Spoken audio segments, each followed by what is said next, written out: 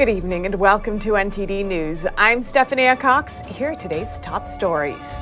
Russia continues with its missile strikes today after killing 19 in Ukraine yesterday.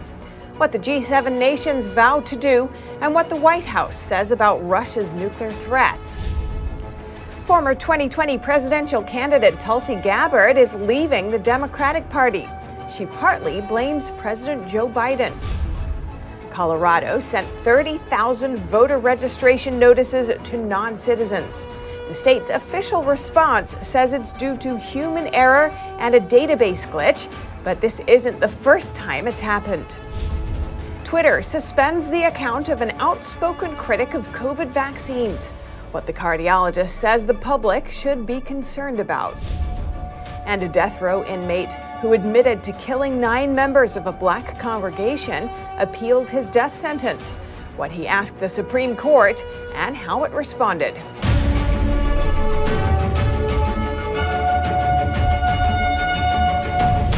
In a Tuesday filing to the Supreme Court, the Justice Department urged the court to reject a request from former President Trump to intervene in the dispute over classified documents seized from Mar-a-Lago. The department argued that the records were extraordinarily sensitive and cautioned that disclosure of the documents could jeopardize national security. They asked the court to uphold a federal court order that blocks the special master from reviewing more than 100 documents marked classified. The court is expected to review the matter in the coming days. And President Biden meets with G7 leaders as Russian missiles are hitting Ukraine for a second day. We have details on what leaders are vowing to do and the latest on Russia's nuclear threats. Sirens sounding across the country. After 19 deaths on Monday, Russia continues to attack key infrastructure in Ukraine with missile strikes. Happy to welcome Ukraine. And G7 leaders holding an emergency virtual meeting on Tuesday condemn Russia's latest attacks and vow to hold Russia accountable, possibly for the war crime of attacking civilians. They also warned that, quote, any use of nuclear weapons by Russia would be met with severe consequences. Fears over a nuclear war are growing after President Biden last week warned of a nuclear Armageddon. But Russia on Tuesday rejected such speculation, saying nuclear weapons would be used only if Russia faces an existential threat. But the White House says, we can't just take their word for it. So that's why we're continuing to monitor their nuclear capabilities as best we can. We still have seen no indication that Mr. Putin has decided to use weapons of mass destruction or nuclear weapons at all at any level. NATO also said Tuesday that it hadn't seen any changes in Russia's nuclear posture. But we remain vigilant. Russia knows that the nuclear war cannot be won and must never be fought. Meanwhile, as missile strikes continue, Ukrainian President Volodymyr Zelensky is asking G7 countries for more air defense systems. He also refuses to talk to Putin. There can be no dialogue with this leader of Russia, who has no future. He himself rejected the dialogue. The White House said Tuesday that the U.S. is trying to get more air defenses to Ukraine as soon as it can. Reporting by Iris Tao, NTD News. Former 2020 presidential candidate Tulsi Gabbard is leaving the Democratic Party. She made the announcement in the first broadcast of her new podcast today. NTD's Arlene Richards reports. I can no longer remain in today's Democratic Party. It's now under the complete control of an elitist cabal of warmongers driven by cowardly wokeness. After serving for 20 years in the Democratic Party, Tulsi Gabbard said in her first podcast of The Tulsi Gabbard Show, she wasn't inspired by the Democratic Party anymore. Gabbard said she was leaving the party and explained why. Who divide us by racializing every issue and stoking anti-white racism, who actively work to undermine our God-given freedoms enshrined in our Constitution, and who are hostile to people of faith and spirituality. Gabbard served 4 terms in Congress, retiring in 2021. She dropped out of the 2020 race for president and supported candidate Joe Biden. But in recent months, Gabbard has vocally criticized President Biden. She told Fox News the president is a threat to democracy. It's clear that through his speech, through his actions and policies, he cares more about power than he does about the freedom and well-being of the American people. And Gabbard said she joined the Democratic Party because I was drawn to the ideals of a big tent inclusive Democratic Party that stood up for working men and women. She now calls on other independent-minded Democrats to join her in leaving the party. Arlene Richards, NTD News, New York. And over in Los Angeles, a Democratic councilwoman is taking leave of absence amid calls for her to resign. This comes after leaked recordings reveal that she made racially charged remarks. The councilwoman, Nuri Martinez, said, quote, "This has been one of the most difficult times of my life, and I recognize this is entirely of my own making." She says she will take some time to have an honest and heartfelt conversation with her family, constituents, and community leaders. Her recordings were released over the weekend. In one, she used the term little monkey to describe the black son of a white council member. She also said the council member handled his son as if he were an accessory. She made the remarks during a closed-door conversation at the Los Angeles County Federation of Labor in October 2021. The president of the federation, Ron Herrera, resigned Monday over the scandal. And Colorado sent 30,000 voter registration notices to non-citizens this week. The Democratic Secretary of State now says it was a mistake. The Office of Colorado's Secretary of State says it mistakenly sent postcards to about 30,000 non-citizens, encouraging them to register to vote. They're blaming it on human error and a database glitch. It appears they sent the postcards to people with driver licenses who weren't registered to vote. Colorado gives driver licenses to non-citizens, so their names appeared in the cross-check. A spokesperson for Secretary of State Jenna Griswold reportedly said, "The office is undertaking an internal review of the incident and will take any corrective action that is warranted." The news comes as Griswold seeks re-election in the November midterms, facing Republican Pam Anderson. Colorado's Republican Party issued a statement Monday saying something similar has happened under Jenna Griswold's failed leadership before, and coincidentally, right before an election. In 2020, Griswold's office was called out by then Colorado GOP Chairman Ken Buck for sending taxpayer-funded postcards to dead people and non-citizens, encouraging them to register to vote so they can cast ballots. Griswold's office says non-citizens won't be able to register to vote if they try. The office says it's not aware of anyone who received a postcard in error and tried to register. Colorado's Republican Party says there could have been legal repercussions for those non-citizens who received a postcard from Griswold and chose to trust her advice and try to register to vote. They would have been liable, not Griswold. That's concerning. The consequences for non-citizens trying to register to vote in the U.S. are severe and can include deportation. However, in January 2019, Pennsylvania identified over 11,000 non-citizens registered to vote, and Texas identified about 95,000. The Supreme Court has ruled that Pennsylvania doesn't have to count mail-in ballots if there isn't a date on the envelope. The decision vacates a previous ruling by a court of appeals. The case centers around David Ritter, an unsuccessful Republican candidate for county judge. Ritter lost his 2021 bid after just over 250 mail-in ballots that didn't have dates were counted. The Supreme Court also overturned the ruling that allowed the county to count those ballots. It doesn't change Ritter's loss in the race, but it does mean that it can't be used as a precedent. 3 states could have done so: Pennsylvania, New Jersey, and Delaware. Now, they can't use it as an example to approve the counting of ballots with minor flaws, such as the voter failing to fill in the date. Now, conservative commentator and venture capitalist J.D. Vance and Democrat Representative Tim Ryan battled on Monday. The 2 Ohio Senate candidates met for a televised debate. NTD's Daniel Monahan has that story. Vance, a Republican, and Ryan, a Democrat, faced off on various topics such as inflation, abortion, Russia's war in Ukraine, China, and law enforcement.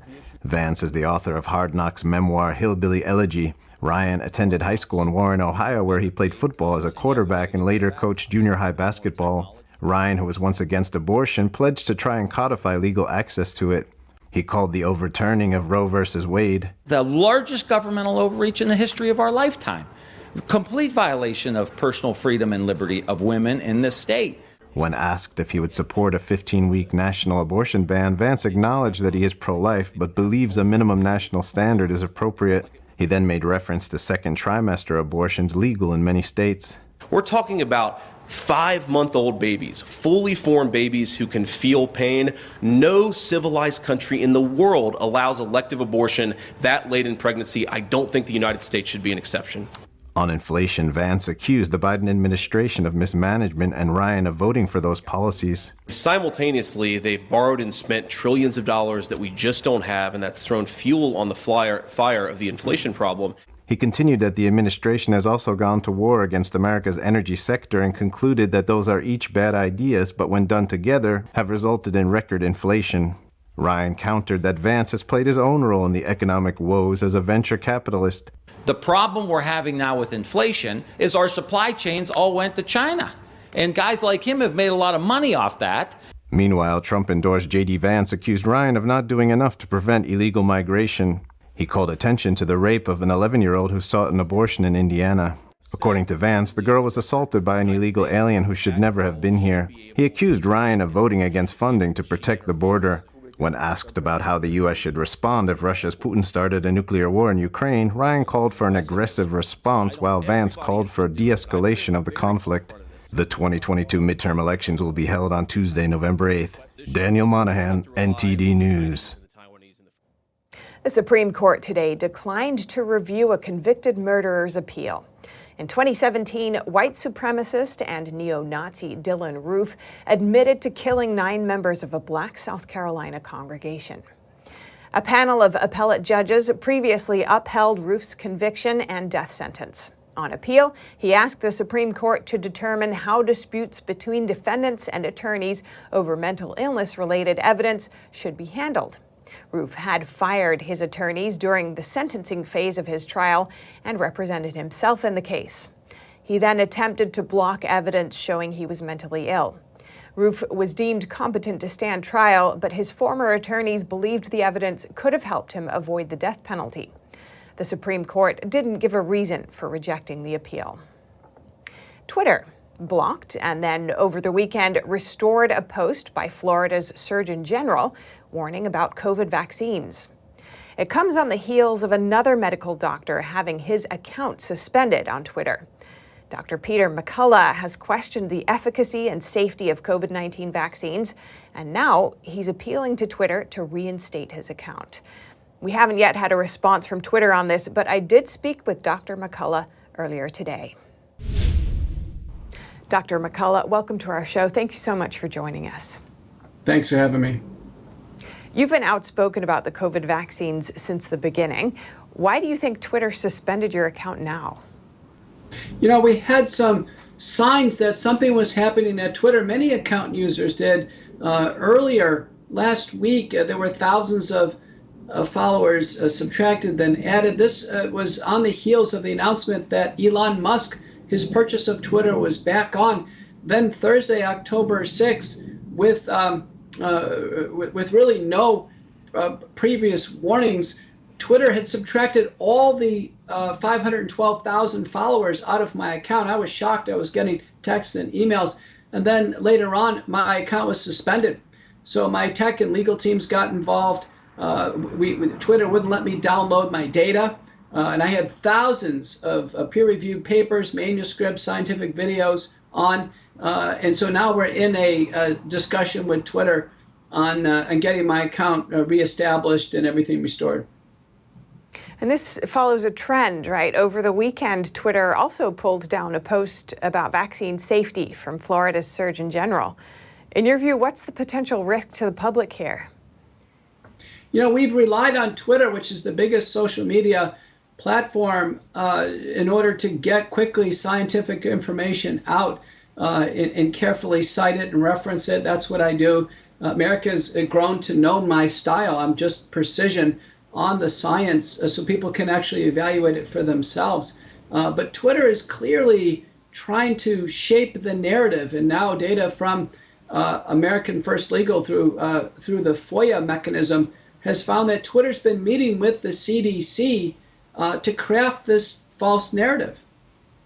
In terms of the misinformation terminology here, when it comes to scientific studies, What do you think, for example, of the study the Surgeon General posted that was taken down? It found that 84%. It found that there was an 84% increase in cardiac-related deaths among men 18 to 29 within 28 days of getting an mRNA COVID vaccine. It's true. That's cohesive with what we know. It's actually ages 18 to 39. But in our best cardiology journal, Circulation, a paper appeared by Patone and colleagues demonstrating 100 proven fatal cases of myocarditis. Fatal cases. This is on the heels of papers by Gill, by Choi, and Verma, all describing in the literature that COVID-19 has autopsy-proven fatal cases of myocarditis. Boehmeyer in Germany has found the spike protein in the heart after vaccination, and now this report from Florida. It's all cohesive. COVID-19 vaccines lead to fatal myocarditis. Twitter reportedly hasn't explained why the study findings would be misinformation, but they have reinstated the post. As a scientist, what role do you think platforms like Twitter should have in arbitrating the truth? Twitter should play no role in trying to arbitrate truth. In my view, Twitter is a common carrier. It's no different than any other common communication carrier. They should probably follow FCC communication rules that deal with profanity and nudity. I don't want to see pornography on Twitter. Right now, they allow that. I think Twitter ought to clean up its act with respect to these aspects of social media. But the presentation of scientific data, critical evolving information on early treatment, as well as safety and efficacy of any product, that should never be touched by Twitter. Because by doing so, Twitter is harming people. They're actually committing acts that will result in harm, mass harm to the public. If people want to follow you, where can they find you now? Well, like the Star Wars movie where Darth Vader strikes down Obi-Wan Kenobi, I've arisen even more powerful than I was before. I started a Substack, which is now wildly popular just within a few days. You can follow me on my website, petermcculloughmd.com, America Out Loud Talk Radio, the Mccullough Report, and then through my website, get to me with Getter, True Social, and the other social media platforms. I'm hoping that I'll, convince Twitter to get on the right side of history here, restore my account. Clearly, there's nothing in the Twitter rules to say that they can drain all the followers off someone's account. They're clearly in the wrong on this. Hopefully, they'll see this and rapidly restore my account. All right, all the best to you, Dr. Peter Mccullough, cardiologist and author of The Courage to Face COVID-19. Thank you for your time. Thank you. Pfizer didn't know if its COVID-19 vaccine would stop transmission before it entered the market. An executive said on Monday that it hadn't been tested. Rob Roos, a member of the European Parliament, posted the exchange on Twitter today. Was the Pfizer COVID vaccine tested on stopping the transmission of the virus before it entered the market? No, we had to really move at the speed of science to really understand what is taking place in the market. Millions of people worldwide felt forced to get vaccinated because of the myth that you do it for others. Now this turned out to be a cheap lie. This should be exposed. Pfizer hasn't publicly commented on the exchange. The FDA wrote in late 2020 that there was no data available to determine whether the vaccine would prevent transmission. And around the same time, the CEO of Pfizer also said his company was not certain if those who receive its mRNA vaccine would be able to transmit COVID-19 to other people. A number of officials in the U.S. and around the world have claimed COVID-19 vaccines could prevent transmission, including President Biden. And coming up, a group of Chinese Christians who fled China may soon be deported back to China. Now they're calling on the U.S. to help so they won't be persecuted for their faith. That and more on NTD News.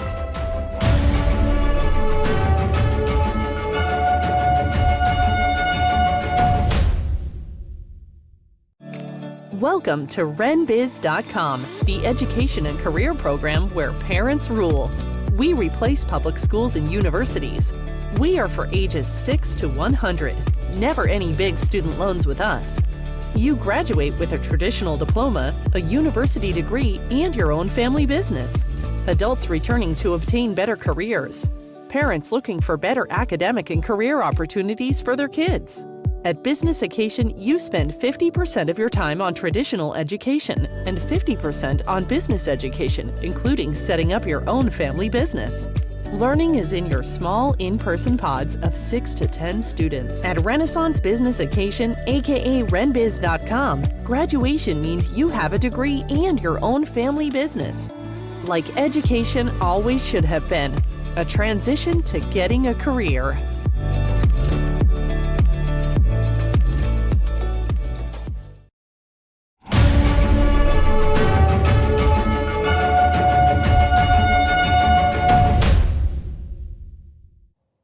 Over in Thailand, a group of about 60 Christians who fled China are calling on the U.S. government for help.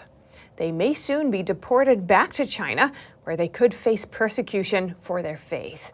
NTD's Jason Perry has that story. A group of about 60 Chinese Christians fled China around 3 years ago to escape religious persecution from the communist regime.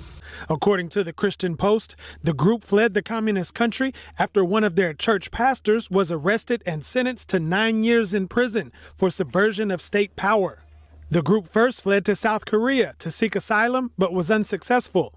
A member of the Shenzhen Holy Reformed Church, now called the Mayflower Church, spoke with KLTV while they were in South Korea. The Chinese government persecuted us because of our beliefs. They don't allow us to congregate, and they don't allow our kids to go to school in our church. The group then reportedly fled to Thailand to reduce their chances of being kidnapped by undercover Chinese agents. You know, the Chinese government has been persecuting Christians for a very long time. And it's not just Christians, but other faiths, including Falun Gong, Muslims, Buddhists. I spoke with the Prime Minister of the East Turkestan government in exile. East Turkestan is also called Xinjiang. It's home to the Uyghurs, a mostly Muslim ethnic group who the Chinese Communist Party is committing a genocide against. The Chinese government, especially the Communist Party, feels that all religions are a threat to its power. And I hopefully it doesn't happen, but it wouldn't be a surprise if Thailand deported these Christians back to China. Meanwhile, the founder of Freedom Seekers International, Dina Brown, posted a video to Facebook in September saying she was with a Chinese family that couldn't escape with the other members of the Mayflower Church. She didn't specify their whereabouts. I've been with them for 3 weeks because an American presence protects them from the threat of severe Chinese treatment. I fly out Sunday and am replaced by other Americans as they try to provide some protection here, and I'll go into Washington, D.C. to debrief about the situation. We continue working with the State Department and are praying that they will find a way to be able to resettle this small church to Texas, where our organization is set up and ready to help them resettle. Jason Perry, NTD News. Actress Angela Lansbury, the star of the mystery series Murder, She Wrote, has died. She was 96 years old. Her children said she died peacefully in her sleep at home in Los Angeles this morning. It's just 5 days shy of her 97th birthday. Lansbury made her film debut in 1944 with the movie Gaslight, and it got her an Oscar nomination. The actress has won 5 Tony Awards throughout her career and 1 honorary Oscar in 2013. She achieved her greatest fame with Murder, She Wrote when she was in her 60s. According to Mississippi state auditors, $77 million were illegally diverted away from a welfare program called Temporary Assistance for Needy Families. The state is suing 38 companies and people in an attempt to recoup $24 million, according to a report by Mississippi Today. 6 people have been arrested in the case so far. 5 have pleaded guilty. NFL star Brett Favre's alma mater, Southern Miss, reportedly received $5 million of the intended welfare money. It went to building a volleyball facility while his daughter was on the team. Favre was paid $1.1 million for university fundraising speeches he never made, according to the lawsuit. Favre said, quote, After I found out the money I was paid for fundraising radio spots came from federal welfare funds, I returned all of it. The state, however, is suing him for the interest he accrued of $228,000. Favre says he's been unjustly smeared. No one ever told me, and I did not know, that funds designated for welfare recipients were going to the university or me. I tried to help my alma mater, USM, a public Mississippi State university, raise funds for a wellness center. My goal was and always will be to improve the athletic facilities at my university. Favre has not been criminally charged. Reporting by NTD's Dave Martin. And that's all for today's news. Thanks for tuning in. And thanks to all those who've been emailing us with your thoughts and comments. We do appreciate it. For everyone else, you can also reach us at eveningnews@ntd.com. Until tomorrow, I'm Stephanie Cox. Good night.